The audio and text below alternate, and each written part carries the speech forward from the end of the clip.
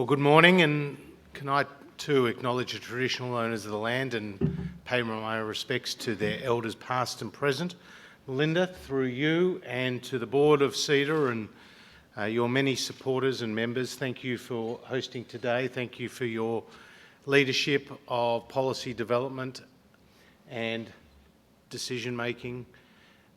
The meeting that you had last week in Canberra brought together leaders from the public service, from the private sector, from the not-for-profit sector, and I think it was a very useful discussion about many of the key issues that are going to be canvassed today. Can I acknowledge my good friends and parliamentary colleagues, Jane Hume and Michael Sukkar. Both Jane and Michael are playing a leading role in key areas of public policy development. Jane, we've worked very closely together on superannuation most recently, and your work in the budget preparation on women's economic security was significant, as well as the work that you're doing in digital transformation.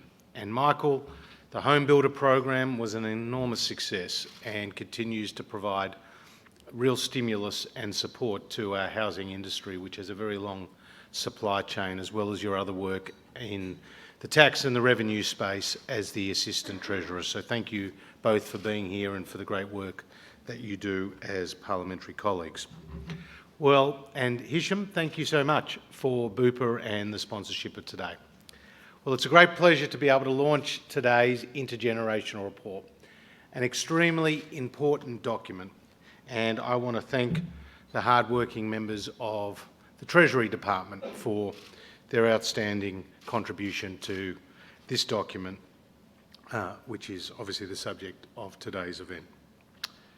Ladies and gentlemen, today we are releasing the 5th Intergenerational Report, a document that comes out every 5 years and projects 40 years forward. It's not a guarantee of what will be, but an insight into what could be. It highlights key economic and demographic trends, the age and the size of our population, the long-term impacts on the budget of existing revenue and expenditure settings, and coming in the wake of Australia's COVID-19 recession, our first in nearly 30 years, it foreshadows the longer-term consequences the pandemic will have on our economy.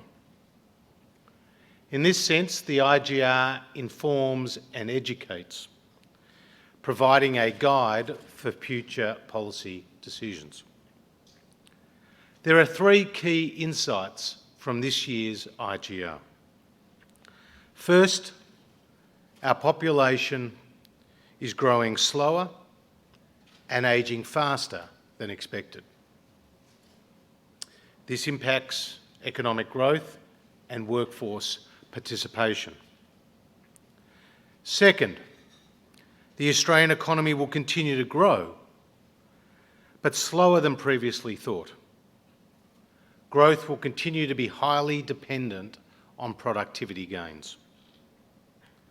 Third, while Australia's debt is sustainable and low by international standards, the ageing of our population will put significant pressure on both revenue and expenditure. Before discussing the details of this year's IGR, I want to look at how the economy got to where it is today, including the fact that we entered the COVID-19 pandemic from a position of economic and fiscal strength. A lot can happen in 40 years, and a lot has happened in the past 40 years. Australia in 1981 had a population of just 15 million people, an economy just a third of the size that it is today. Since then, we've navigated recessions, natural disasters, and technological disruption. We have reformed and opened up our economy to the world. And we've seen the centre of global economic activity shift to our region. And through this period of significant change, our economy has come out on top. One reason for our success is that we identify and prepare for the challenges that we face. In 1996, Peter Costello introduced the Charter of Budget Honesty. He rightly hailed it, and I quote, as a major structural reform in the way this country presents and runs its fiscal policy. The Charter sets out the principles that underpin sound fiscal management, meeting financial risks, managing them and maintaining debt at prudent levels, keeping the burden of taxes relatively stable and predictable, having regard to the financial effects of current policies on future generations. These principles have never been more important. They continue to underpin the government's fiscal strategy and guide our economic plan. The Charter requires the government to prepare an intergenerational report, a report that assesses the long-term fiscal sustainability of current policies and highlights how structural changes in our economy, population and environment could affect the budget. The IGR provides a modelled view of the future over the next 40 years. All projections are inherently uncertain, particularly over such long time frames. Events will occur that can't be anticipated, and government policies will, of course, change over time, including in response to the challenges identified in IGRs. Each IGR has informed the way governments have thought about policy issues and framed their budgets. For example, in 2002, the report highlighted an ageing population. Peter Costello responded to this challenge by establishing the Future Fund, now $178 billion strong and a vitally important reform. A common feature of all IGRs is that they have projected budgets that initially improved before being weighed down by the impacts of an ageing population. However, each IGR has taken a more optimistic view than the one that preceded it. This is partly because successive governments have acted to respond to the challenges identified. The IGR does not give a fixed picture of our fate. Instead, it provides guardrails to help guide future government decisions, to set us up for tomorrow as we manage the challenges today. COVID-19 has generated the most severe global economic shock since the Great Depression and has demonstrated the value of being prepared. Australia entered the COVID-19 pandemic from a position of economic and fiscal strength. A balanced budget, workforce participation at a record high, welfare dependency the lowest in a generation. A strong fiscal position allowed the government to respond decisively to the once-in-a-century pandemic with $291 billion in direct economic support. The speed of our recovery to date has exceeded all expectations. Australia's economy outperformed every major advanced economy last year. Unemployment has fallen for 7 consecutive months, dropping to 5.1%. This is the same level it was in February of last year. And Australia remains just one of 9 countries to have a AAA credit rating from the 3 leading credit rating agencies. Indeed, earlier this month, Standard & Poor's upgraded Australia's AAA credit rating outlook to stable. This is recognition that our economic recovery plan is working. but we still face significant challenges. COVID-19 has not been defeated, as the current outbreaks in New South Wales and other jurisdictions attest. This is a difficult time, but Australians have been magnificent throughout this crisis, and we are better placed than almost any other nation on earth to meet the challenging economic and health issues ahead.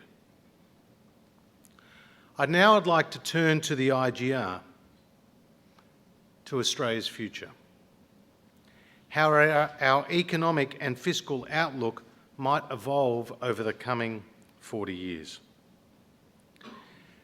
The IGR has long relied on the 3P framework to assess our future trends. Together, population, participation and productivity play a major role in our future prosperity.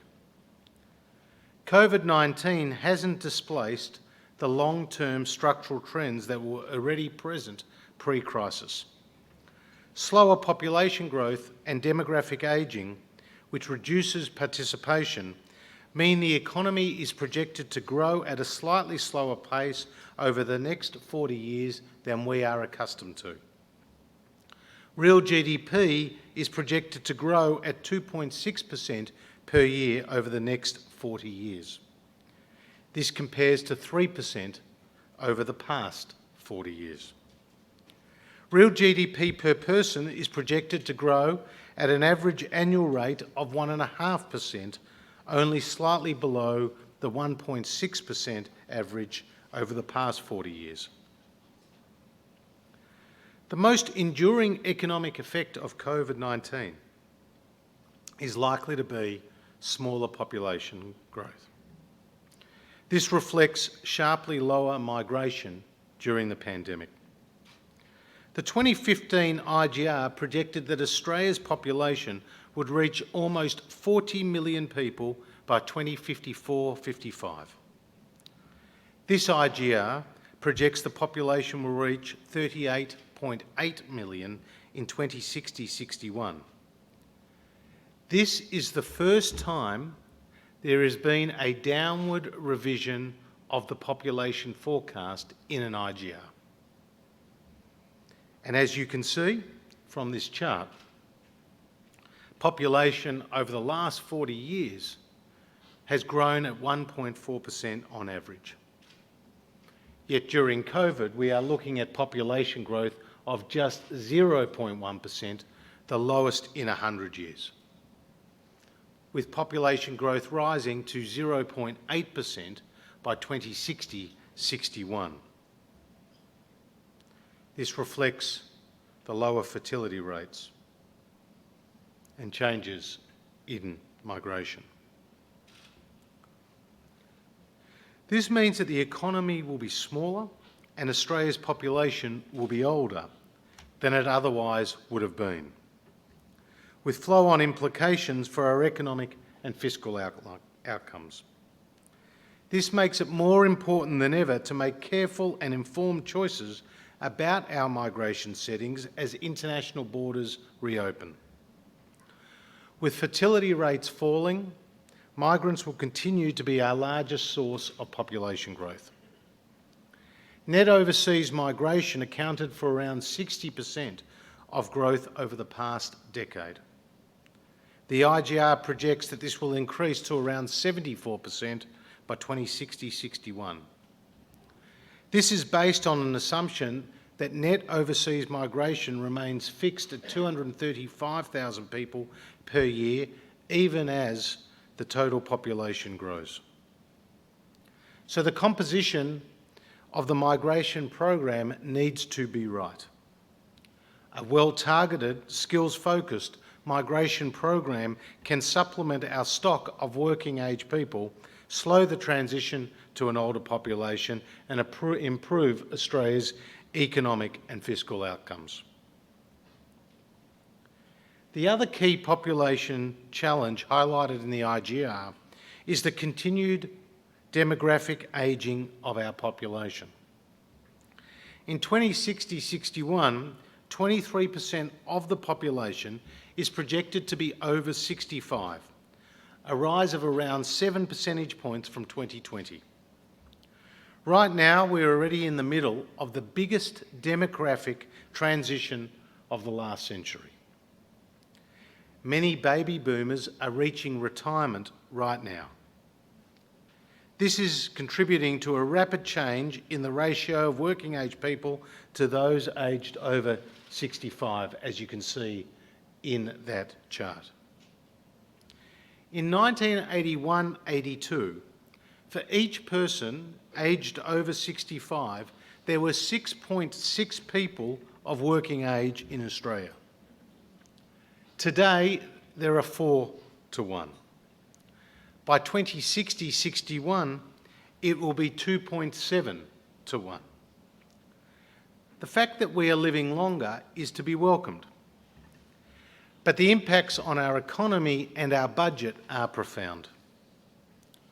The dramatic increase in health and aged care spending, together with the decline of the proportion of working-aged Australians, creates pressures on both revenue and expenditure. It's a warning sign and underlines why growing the economy is so important. Only by growing the economy can we continue to guarantee the essential services that Australians rely on. If I now turn to participation, this has been a positive story as we have moved from IGR to IGR. Currently, around 66% of the working age population participate in the labour force, a record level. This is around a percentage point higher than was projected in the 2015 IGR. If the 2015 IGR participation projection was applied to today's population, there would be 230,000 fewer people participating in the labour force today. This would be like taking the whole population of Hobart out of the labour force. Increased participation by women has been the largest factor, increasing by 18 percentage points since the 1970s. A stronger retirement income system, increased life expectancy, and the greater availability of part-time and less physically demanding jobs have all contributed to higher levels of participation. In turn, this has made our economy more productive and our budget stronger. As the population ages, however, a smaller overall proportion of Australians will participate in the workforce, even as more people participate at each stage of their life. This is expected to see the participation rate decline to 63.6% by 2060-61. This is a structural change that can only be partially offset by higher participation rates for women and older Australians. But we should and we can continue to support higher participation across the economy. The $1.7 billion investment in childcare that we made in the recent budget is helping to make childcare more affordable and to boost participation in the workforce. With lower population growth and falling participation, economic growth will continue to be highly dependent on productivity gains. In many ways, productivity is the most vital ingredient in lifting our long-term living standards and wages. Productivity, as Nobel Prize-winning economist Paul Krugman has said, isn't everything, but in the long run is almost everything. The economic projections of the IGR assume that labour productivity will converge to 1.5% per year, consistent with the 30-year historical average up to 2018-19. This, however, will require an improvement in Australia's recent productivity performance of 1.2% over the most recent cycle. Australia's recent performance is consistent with global trends. Across much of the developed world, we have seen a well-documented slowdown in productivity growth since around 2005. The Productivity Commission recently noted that Australia's slowdown in productivity is actually less pronounced than that has been experienced in most other advanced economies. Indeed, the Productivity Commission said of Australia's productivity slowdown, and I quote, that it is unlikely that domestic policy factors play a strong role given how widespread the slowdown is globally. But with productivity responsible for over 80% of Australia's national income growth over the past 30 years, the task is obvious and the choice is clear. If we want to maintain our living standards, generate higher wages and create more jobs, Australia has no alternative than to pursue economic reform, much of which is hard and contested. It is a national imperative. But the recipe for reform is unlikely to be as it was in the past. There is no silver bullet. The story of earlier productivity booms in Australia is well known.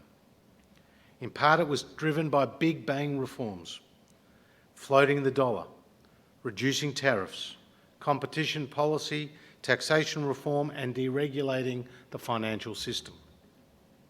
But you can't float the dollar twice. Those big bang reforms are one-offs.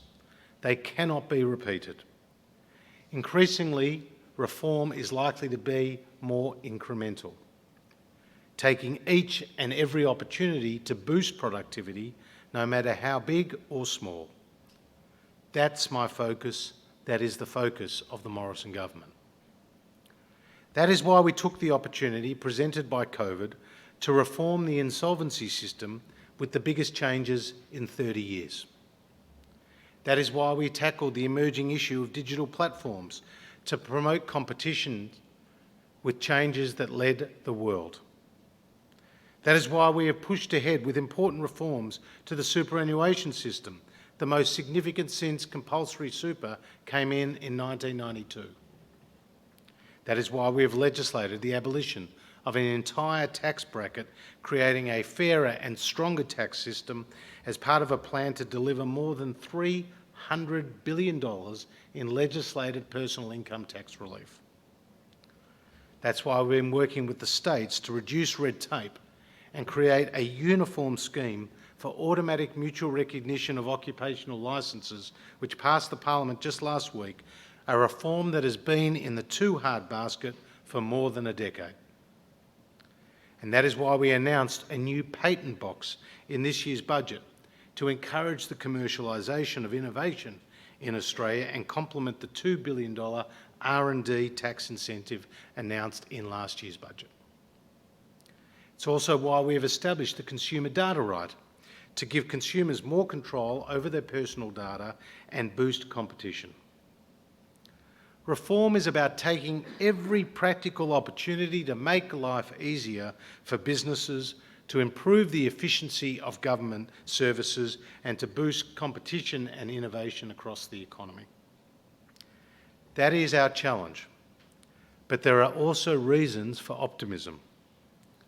COVID-19 has significantly accelerated the pace of technology adoption, business digitalisation, and is changing the way we work, we communicate and we shop. This has the potential to spur a new wave of innovation and productivity growth.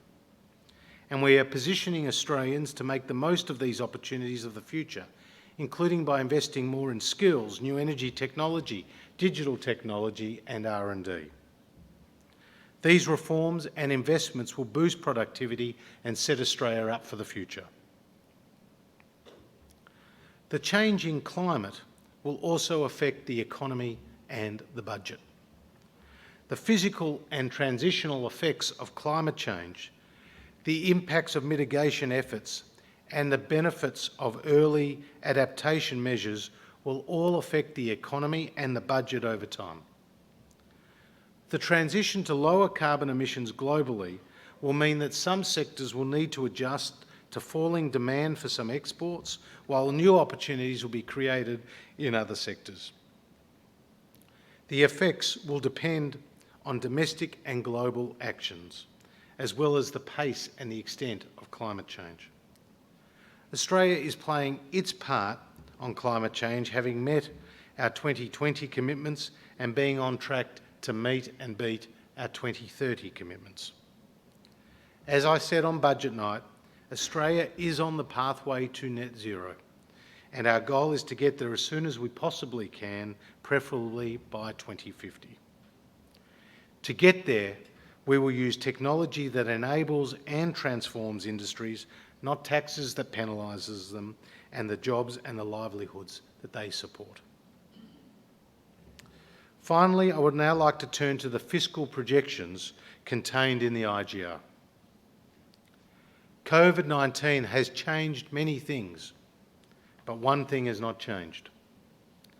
That is the critical importance of sound budget management and fiscal sustainability. Managing the budget so that we can continue to guarantee the essentials Australians rely on, both now and into the future. The IGR confirms that the government's fiscal position is sound and sustainable. Even allowing for the demographic headwinds, our debt levels remain low by international standards and relatively stable over the projection period. But of course, there are long-term fiscal challenges to be addressed. Initially, the underlying cash balance in this chart here is projected to improve to a deficit of 0.7% in 2036-37, supported by our strong economic recovery. Assuming no policy changes, the deficit is then projected to widen to 2.3% by 2060-61 as the effects of ageing take hold. While this is a sobering prediction, it is significantly smaller than the fiscal gaps projected in most past IGRs. The Howard government's 2002 and 2007 IGRs forecast deficits at the end of the 40-year period of 7% and 5% respectively. And the Rudd government's 2010 IGR forecast a deficit of 4% in 2050. Only in 2015 was a surplus forecast of 0.5% at the end of the period, but that was in the absence of COVID, the biggest economic shock since the Great Depression. As outlined in our fiscal strategy, our immediate priority is to support our economic recovery and drive unemployment lower. The extraordinary fiscal support measures we have deployed to tackle COVID-19 were necessary, but they were also designed to be temporary. But once our economic recovery is secure, we have a responsibility to do the work necessary to restore our finances and to rebuild our fiscal buffers. This is a challenge we have tackled before. When we came to government in 2013, the budget saw a deficit of 3% of GDP. In 2018-19, we brought the budget back to balance for the first time in 11 years. As we did before COVID struck, we will keep the budget in order by getting more Australians into jobs with a stronger economy and with fiscal discipline, not with austerity. The increasing fiscal gap projected in this year's IGR reflects growth in spending while taxes remain capped as a share of the economy. In particular, health and aged care spending are projected to grow significantly. Health spending is projected to grow from 4.1 to 6.2% of GDP by 2060-61. At the same time, spending on aged care and the NDIS is projected to grow significantly. We are committed to funding these essential services while maintaining a sustainable tax burden. Taxes are capped at 23.9% of GDP. It is a responsible approach which seeks to maintain fiscal discipline. Some might suggest an easy way to paint a more optimistic picture of the budget position would be to remove the tax to GDP cap. But as you know, you cannot tax your way to prosperity. By keeping taxes low with a more competitive and efficient tax system, we will support Australia's future economic growth. We are delivering on that commitment through the legislated personal income tax plan, which is creating a more efficient and effective tax system. It's a plan that will ensure 95% of taxpayers face a marginal tax rate of no more than 30 cents in the dollar when the final stage is implemented. Our track record shows that Australians can rely on this government to continue delivering tax relief as fiscal capacity allows. In the IGR, we make a prudent assumption that the cost of borrowing will rise over time. Notwithstanding this assumption, interest payments remain relatively low as a share of the economy. In 2060-61, interest payments are projected to be around 2% of GDP. In the mid-1980s, interest payments on Australian government debt was close to 3% of GDP. The IGR projects net debt will peak at 40.9% of GDP in 24-25, before falling to 28.2% of GDP in 2044-45, and then gradually increasing to 34.4% of GDP by 2060-61. So even assuming there is no policy change, the IGR projects that debt as a share of the economy remains relatively stable over the longer term. This is a fiscally sustainable position in which the government's obligations are growing no faster than its capacity to raise revenue. Australia's levels of debt are low by international standards. As a share of the economy, Australia's net debt today is around half of that in the United Kingdom and the United States, and less than a third of that in Japan. With a lower debt burden than a majority of comparable countries, we have a more sustainable position with lower debt servicing costs and risks. While our debt remains very manageable, our fiscal strategy will focus on reducing debt as a share of the economy once the unemployment rate is sustained below pre-COVID-19 levels. This will help prepare us for known pressures as well as unexpected risks in the future.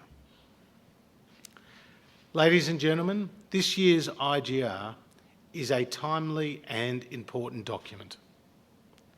It details the economic challenges and the opportunities that Australia faces.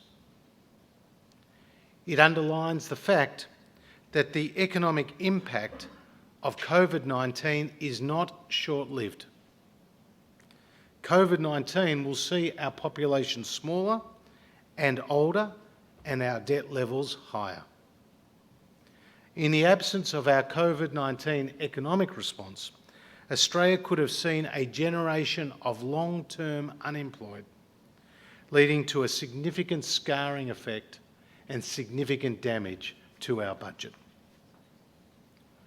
While the IGR confirms Australia's debt position remains sustainable, fiscal discipline will remain key. Growing the economy is Australia's pathway to budget repair, not austerity or higher taxes. And I repeat, growing the economy is Australia's pathway to budget repair, not higher taxes or austerity.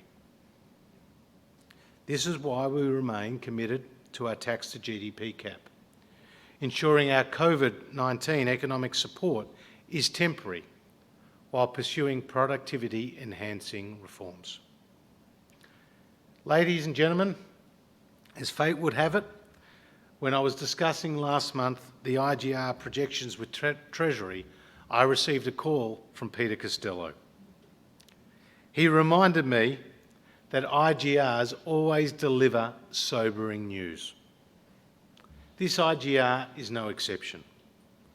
While Australia is relatively well placed, there is at the same time some warning signs, and it is up to governments to respond.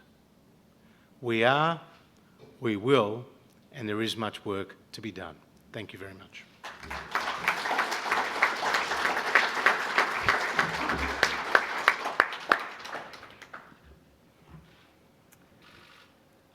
Well, thank you, Treasurer. I've got my pen here. You can sign that for me if you like. Well, really comprehensive presentation. Thank you for that. Let me start, obviously, by stating the obvious, which is that I think we should still be talking about the success of the economy here and now, yes, relative to where we thought it was going to be. So I think before we dig into some sharper questioning around the future, it is really important to acknowledge that, and that's in no short measure to the initiatives that you and the government have adopted, and with a tremendous degree of agility and responsiveness to fast-moving circumstances. But this document is very much about the future. So a lot of questions are already flowing in from Pigeonhole, so I'm going to try to channel some of the questions which, sure, not surprisingly line up with the questions that I had prepared as well. Top of the list, population growth. Mm-hmm. Obviously, it is the one feature of COVID that's projected to be the sort of legacy impact, if you like, a smaller population. Migration has played a really fundamental part in Australia's past prosperity, not just in terms of the size of the population, but in terms of assisting with ageing, because we've tended to bring younger workers in. And of course, we've brought in very skilled migrants, which has contributed to skills here in Australia and lifted our human capital. There's a lot of questions here around what the government's going to do from here on in, concerns about the need to revamp the skilled migration system and visas, and also a lot of questions about the impact of closed borders, for how long. And I think sitting within that is a question as well about, you're flagging a need to increase skilled migration again. How are you going to do that? How are you going to revamp the system and bring the community with you, given their sort of support for closed borders at the moment? Well, the first thing to say is that net overseas migration does pick up, and by 24-25 we're back to the 235,000 people per year, and obviously that's heavily focused on the permanent migrants, the 190,000 of that 235. I think Australia has a really good opportunity, given how well our nation has responded to this pandemic, to go and attract the best and the brightest from around the world. And so we have commissioned Peter Verver to undertake a series of initiatives in this space to attract individuals as well as businesses to bring their capital to Australia. I mean, take Hong Kong for an example. There'll be many opportunities here in Australia for people who may be looking to start afresh. So there are initiatives that we have underway there. There's an immediate issue with respect to filling the labour force shortages that are currently in the economy today, and the ABS has done some work where they're saying 1 in 5 businesses at least are looking to hire more people.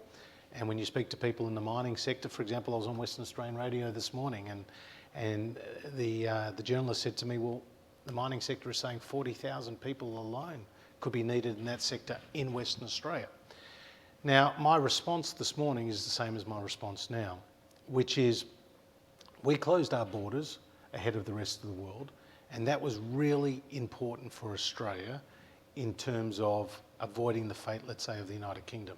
They're an island, we're an island, but they got hit pretty hard with COVID because they didn't close their borders early, whereas we've been very successful in suppressing the virus. So we will only open those borders when it is safe to do so based on the medical advice. Now, there's an assumption in the budget that the international borders gradually reopen from the middle of next year. That's an assumption, not a policy decision. And as we roll out the vaccine and we get new medical advice, then we would continue to revisit that issue. We're already working with the states and the university sector to bring in cohorts of international students where the Chief Medical Officer in a state ticks off where it's above their existing quarantine cap, and we're willing to do that. I could see opportunities too for skilled migrants to come in as well, and that is something that we're thinking through. But the long-term effect of COVID on the population is very significant because we don't make up that lost ground.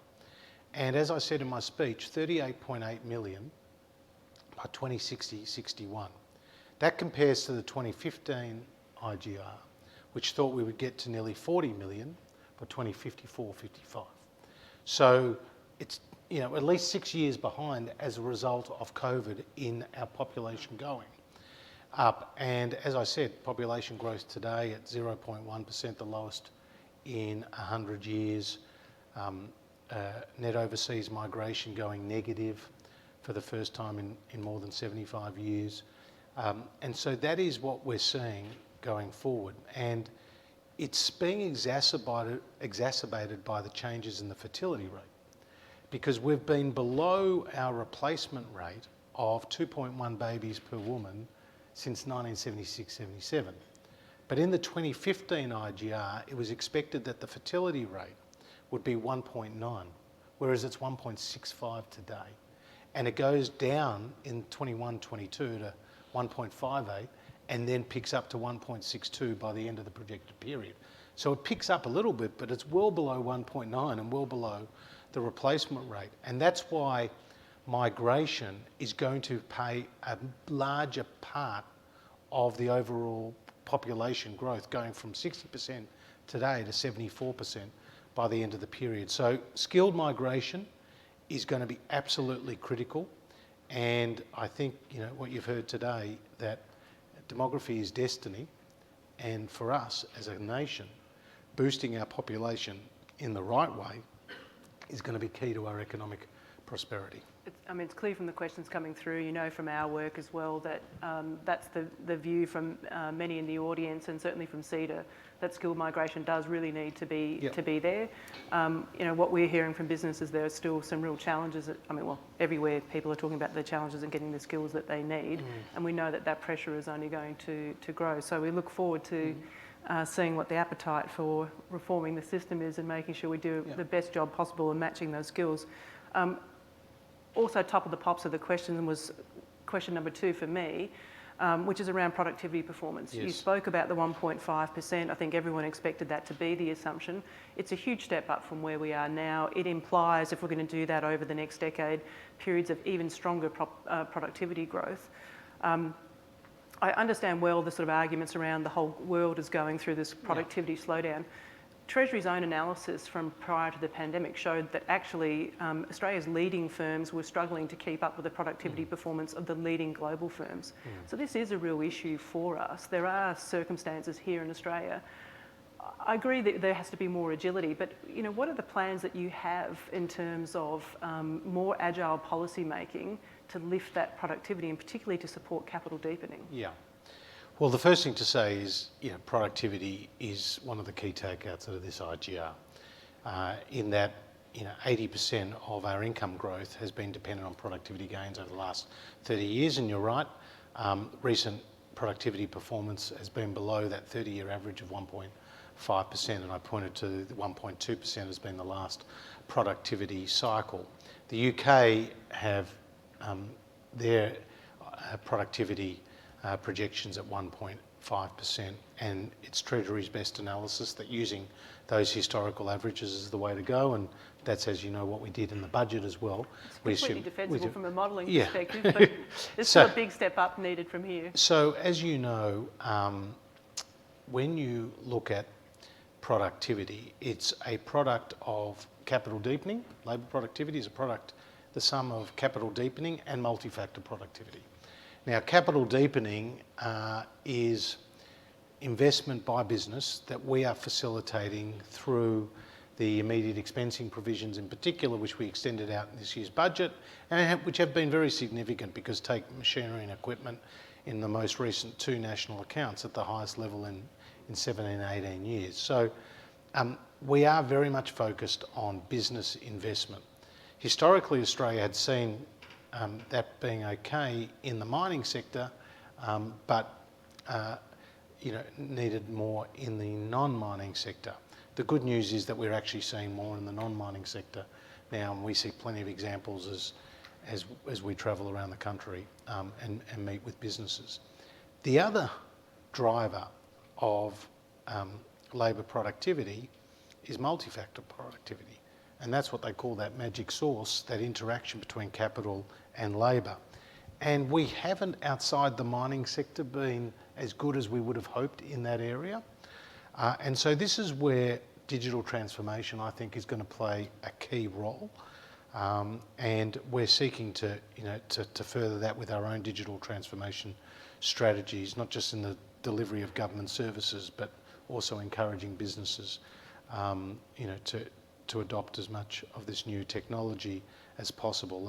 And initiatives like the Consumer Data Right are important in that regard. But from our perspective, all those things I was talking about, the Consumer Data Right, business investment incentives, what we're doing on the skills side with the job trainer program, the apprenticeships, the 10-year rolling $110 billion infrastructure pipeline.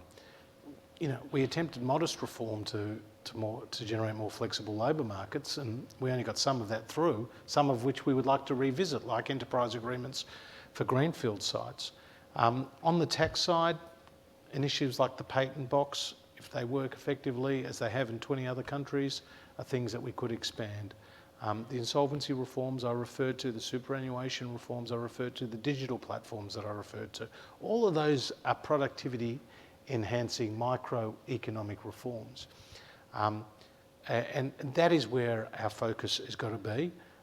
It is a contested space, and I think groups like CEDA, the Business Council, the ARG Group, ACCI, all industry bodies also have a key role to play here, because we as a country have received an urgent message with this IGR. It's that we need to pursue microeconomic reform, and it's best done when it's bipartisan. It's best done when it's bipartisan. I remember John Howard telling me that when the coalition was out of government and Labor was pursuing some of those productivity enhancing reforms that I was referring to, whether it's the floating of the dollar, whether it's the tariff, whether it's removing some of the tariff barriers, or indeed the privatisations, John Howard and the coalition was there to support it. So even though we were in opposition, we were supporting those productivity enhancing reforms. This is a call not just to the government, but also to the opposition to get behind some of these productivity enhancing reforms, because if it's bipartisan, you're much more likely to be able to make it a reality, and we urgently need to. What role another productivity commission 5-year review, given that you seem to be suggesting that the big bang reforms aren't the answer, is there a role for another one of those reviews, which last one of course from 2017, so we might be looking for it next year? Yeah, well, it would be our intention to have a 5-year review from the Productivity Commission. So the last one, as you say, was 2017, and talking about it for next year. And we have been discussing among state and territory treasurers in through what is called the KIFA, the Council on Federal Financial Relations, which I chair, how to shift the dial, so to speak, which is the title of that previous report, because a lot of those reforms were in health, were in education, were in transport. Not always that sexy, but in terms of big bang reforms, but they are initiatives to that actually shift the dial. And I have to say, the mutual recognition of occupational licences was an initiative that came out of KIFA. And I want to give credit, for example, to my Victorian colleague here, Tim Pells, because he was right behind it and he was pushing it, and I was pushing it, and we got Don Perrottet and others, and we all got behind it, and now it's passed through the Parliament, and Victoria and New South Wales have passed it through their parliaments, and that is a $2.4 billion productivity enhancing reform that's going to see more than 160,000 people a year move more freely between states and territories to work in key areas like the building sector without having to go through new licence agreements or new fee paying. That's That's I think microeconomic it's- reform, which makes a difference. I think it's absolutely the sort of reform we need to Yep. drive. I think it's fantastic it's been done. It's been on the hit list for so long. Yeah. It's a no-brainer. It is pretty surprising it took so long. I guess the message from the Intergenerational Report is we're not going to be able to take that long in the future, because the sooner we get those reforms in, the sooner we're going to get that productivity rate up. You'll be pleased to know, Treasurer, that CEDA does have economic dynamism front and centre in its own agenda, so you can expect to see some interesting research coming from us soon.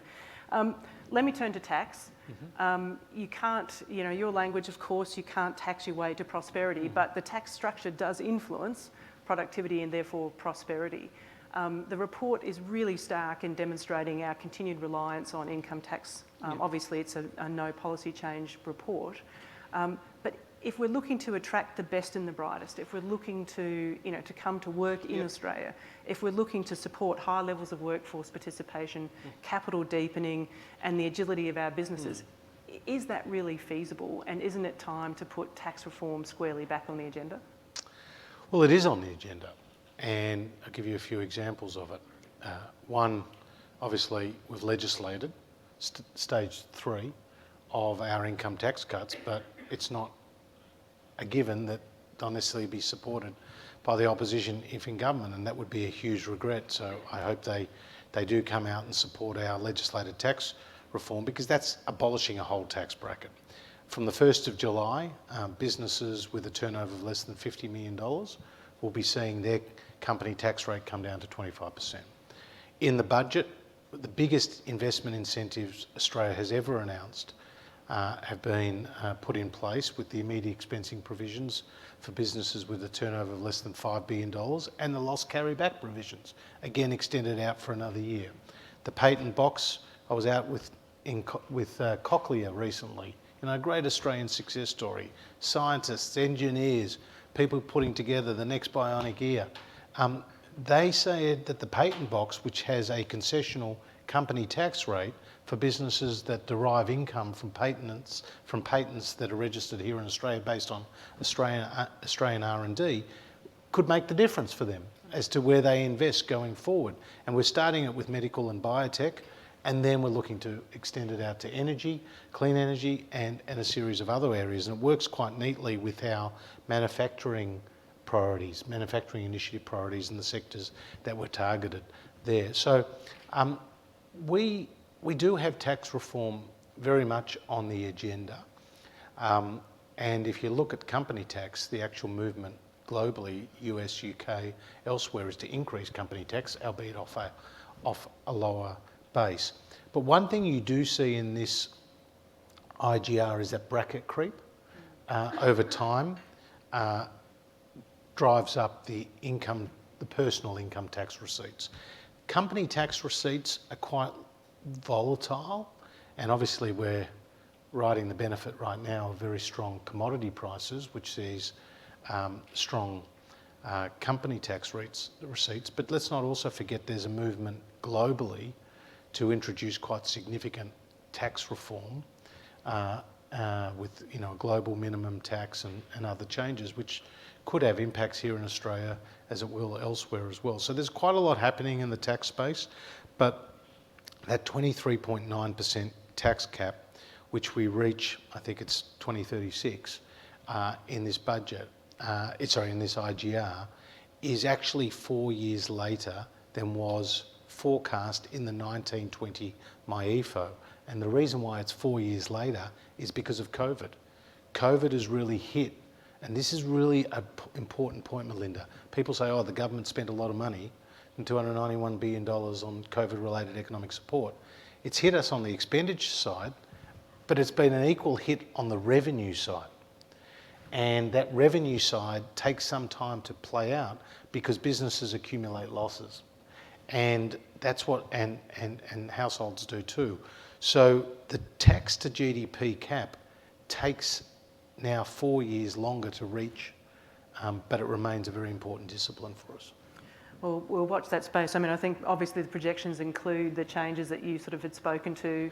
The bring forward is fantastic. I think it's going to lead to a boost in investment now, but in some ways there's a risk that we don't get that in a few years' time because people have brought things forward. So tax reform takes a long time. I think we might need to get it on the agenda and start the conversation, but we can leave that for another day. I've got two more questions for you, if I can.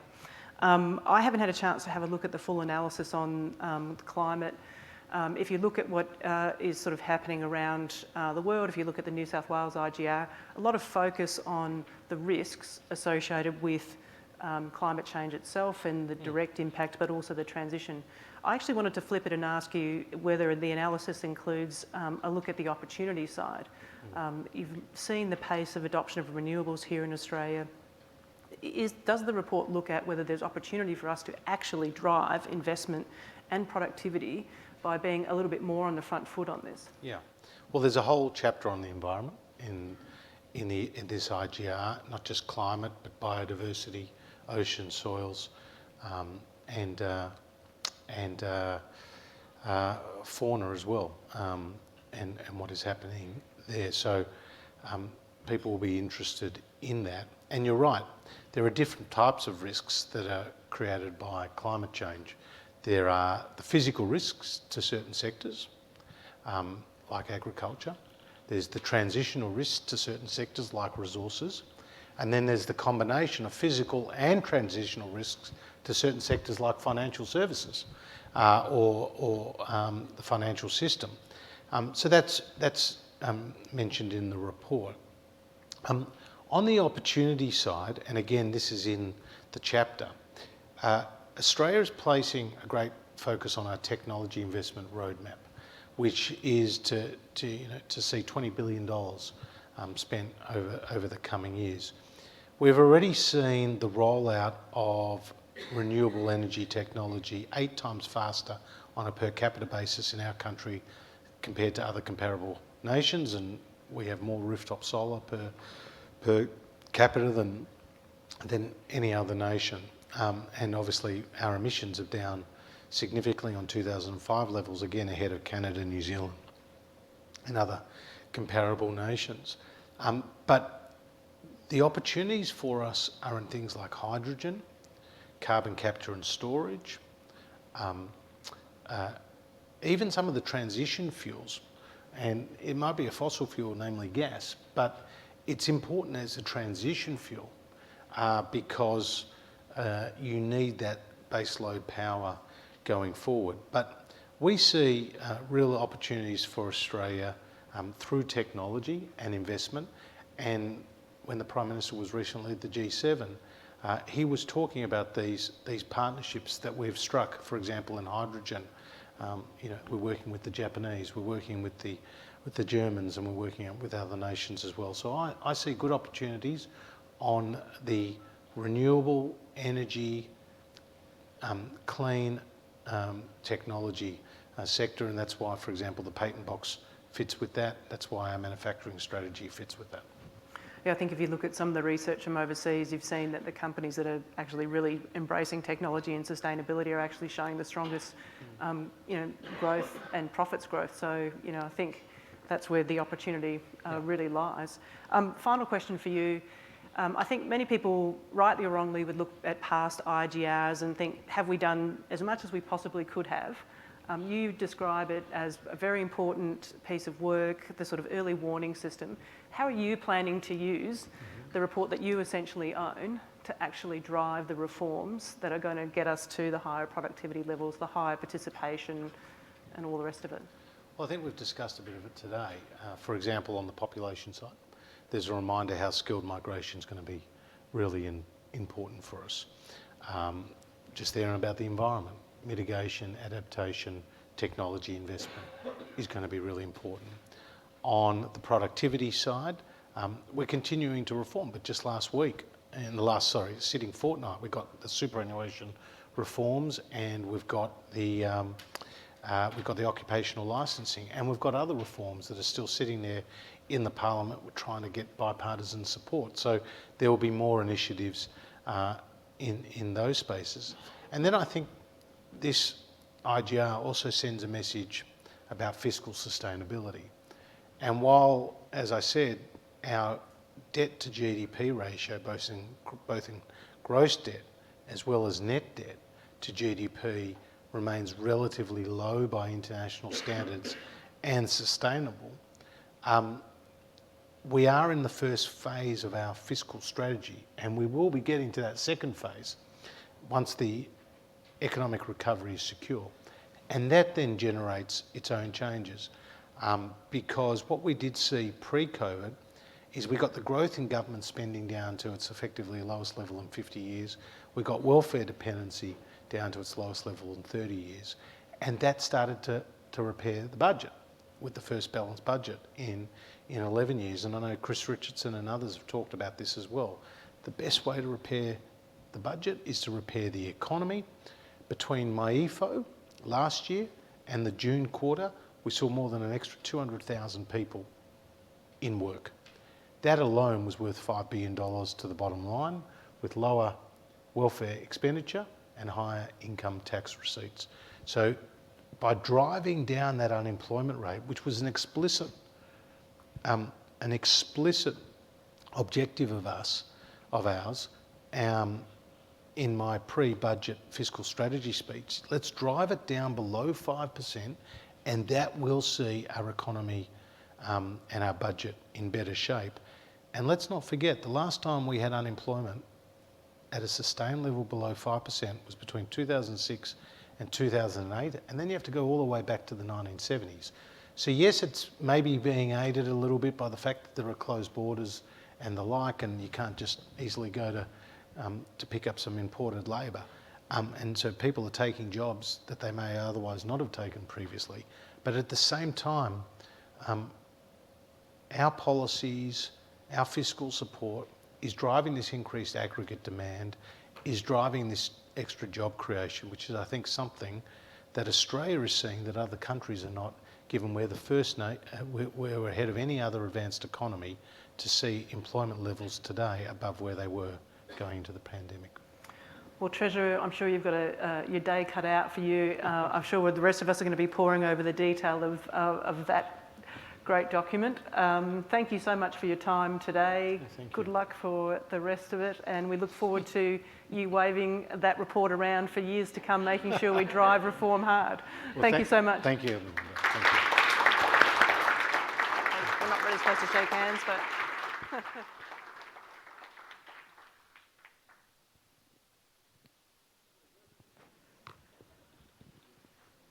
Thanks for that.